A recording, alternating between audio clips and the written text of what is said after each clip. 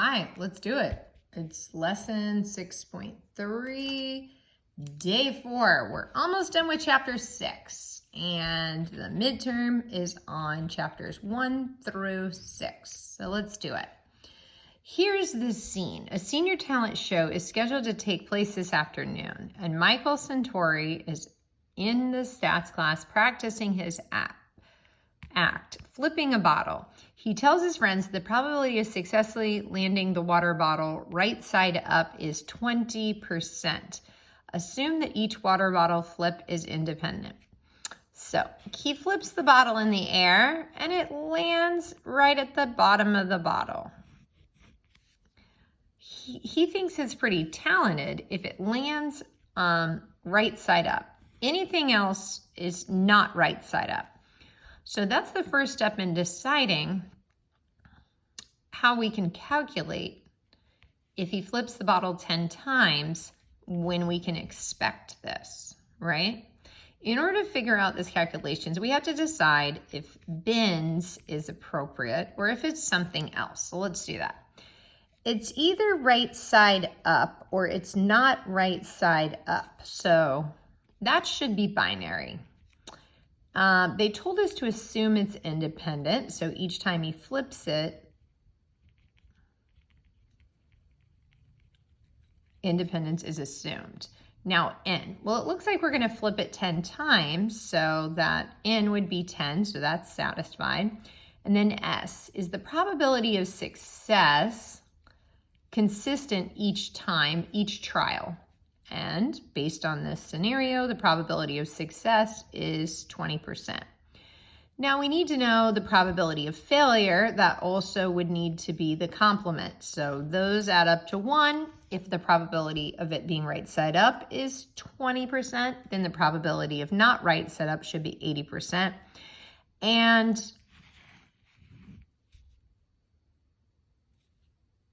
we got an equation here. So since it's bins, how many do you expect to land right side up? We can use this equation, mu is n times p. So hopefully this is based on logic, that if we flip it 10 times and the probability of flipping it right side up is 20%, then 2 out of the 10 should be landing right side up. This is a logical formula, but it's a formula nevertheless, so we can use it. What's the probability he makes exactly 2 flips? So now we have to decide in our calculator, is that binomial PDF or CDF? So since they said exactly, that's PDF. So what is the probability of getting exactly 2? So I've got my number of trials, 10, my probability of success, and exactly 2 flips. And that gives me in a binomial PDF calc. Now, if you don't have a fancy calculator at home, you can Google a website. So I Googled this website. So my N is 10, my probability of success, 0.020, and X is cool, right? There's this distribution, and it's not normal. It's actually skewed because there is a chance of getting 10 right sides up, although extremely rare. There's also a really rare chance of getting 6 right sides up, even though the probability is 0.2. So this is skewed data, exactly 2 flips. Okay, so we want X to equal 2 and exactly 2. So we pick that and we're gonna put 2. Okay. And there it is. Our expected value is 2. Our standard deviation is 1.265. And our variance, which is just our standard deviation squared. There's our data there. So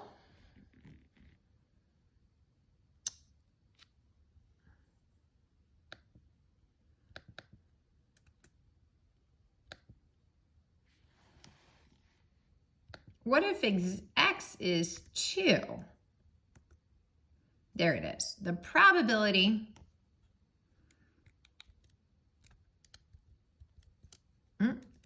excuse me, this,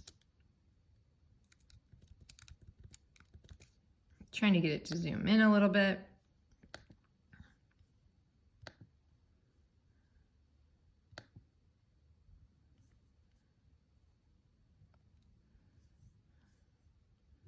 so you can see this. There it is. Okay, there's our probability. So if you had a yellow calculator, it would say that, or we can use an online calculator and get the same answer. Okay, there it is. So what is the probability he makes less than 2 flips? We can keep using the PDF. And looking at this distribution, less than 2 would be making 1 or none. So we could use PDF and add these two probabilities up, or we could switch to CDF. So that would be, we want X to be less than 2. So we want X to be less than, not less than or equal to 2 though. So see how this software, I can't do less than or equal to. So interesting. But if I had a yellow calculator, I would type in binomial CDF. Okay, so we have a probability, and then we need a lower bound. Okay, so less than 2 would be 0, and our upper bound would be 1. And we get 0.3758. Okay, what's the probability at most 2? So that would be at most 2, so no more than 2. So that would be this. This would be that, right? And exactly 2 would be that. Okay, so back to the binomial CDF. We have 10 tries, 20% to make it, and we want a lower bound of 0 and an upper bound of 2. Okay, so what is the calculator doing? We had that number a minute ago.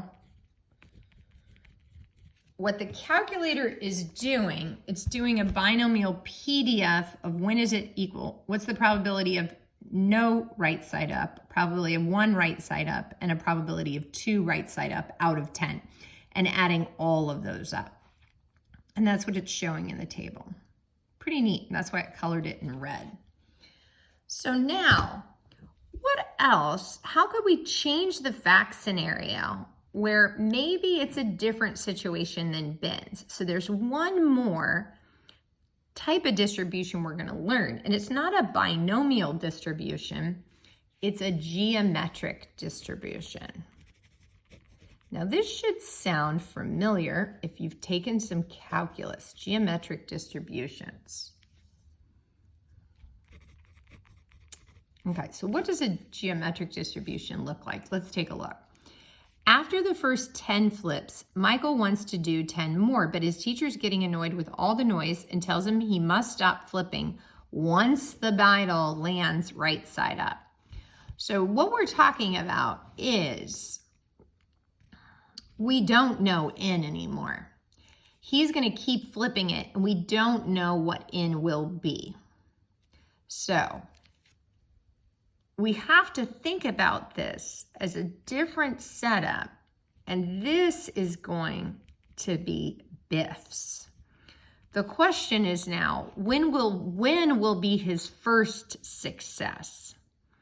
And that means we don't know what N is. We're trying to calculate when would be his first success. Okay, so find the probability that he lands it on the first try. So let's see if we can think about what that would be.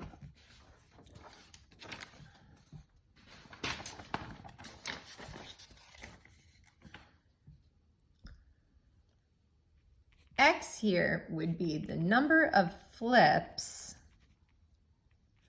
it takes to land right side up.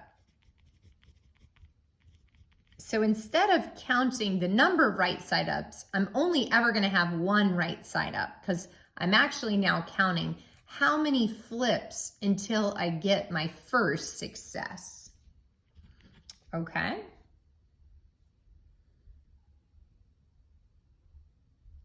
So if the probability of getting a getting it on the first try, that would just be P. You have a 20% chance of getting it on the first try. Now, find the probability he fails on the first. Okay, so that would be, what's the probability of failure on the first, and then the probability of success on the second. Does that make sense? So if I think of a tree diagram, he's got 2 tries. And so I'm forking off here, and that's why I'm multiplying. If he fails on the first, there's an 80% chance of failure on that first try, and a 20% chance of success on the second. So I'm gonna multiply. And we get this. Okay.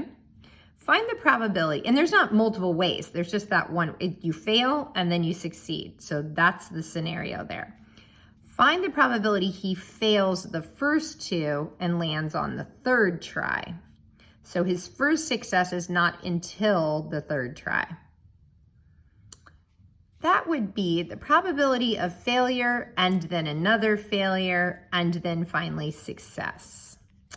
So failure, and then failure, and then success.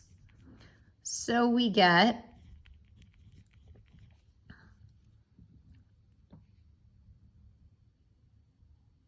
.128. Now we're gonna say, find the probability he fails the first 3.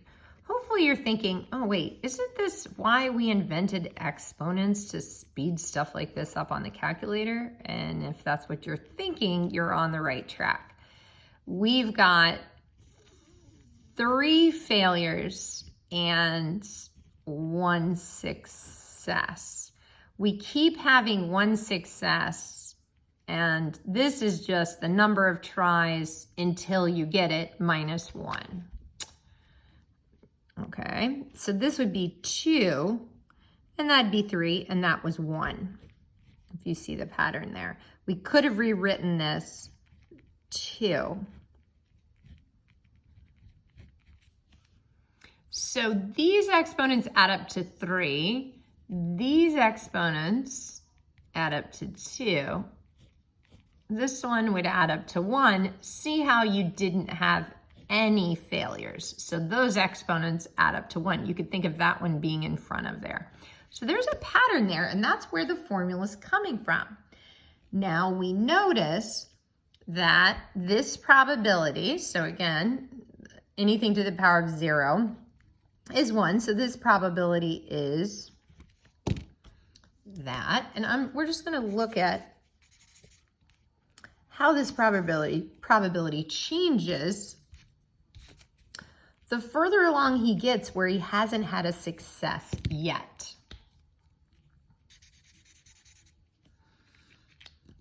So let X be the number of flips until Michael lands the bottle right side up for the first time. Check out the next video for the rest.